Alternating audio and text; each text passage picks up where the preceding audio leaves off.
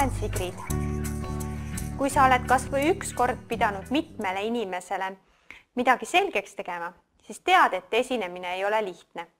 Ilusa PowerPointi ettevalmistamine on vaid jäämäe veepealne osa. Esinemine võib isegi väikese publiku ees olla päris stressirohke. Kuigi sa võid olla oma ala spetsialist ja räägid meeleldi oma teemast, püüad sa tõenäoliselt ikkagi liigset tähelepanu vältida. Siiski on võimalik selle tähelepanuga harjuda ja saada meisterlikuks esinejaks.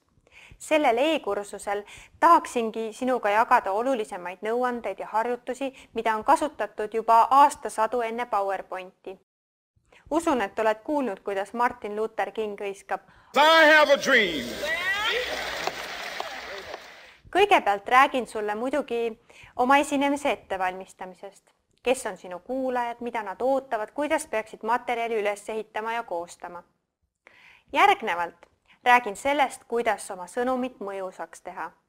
Sa saad teada, kuidas numbreid esitleda sellisena, et nad meelde jäävad.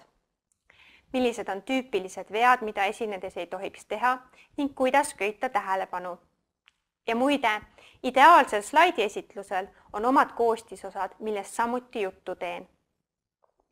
Kui kogu eeltöö on tehtud, peaksid teadma, mida teha vahetult enne esinemist, kuidas ennast esinemiseks häälestada, kuidas saada üle esinemishirmust, kuidas oma kõne selgeks ja kuuldavaks teha. Nendele küsimustele saad vastuse viimases osas. Häid nõuandeid esinemiseks on sadu. Sa võid veebis sobrades selles ise veenduda. See kursus on ülevaade efektiivsetest järele proovitud meetoditest, mida kasutavad ka näiteks Steve Jobs ja Al Gore. Nii et hakkame pihta.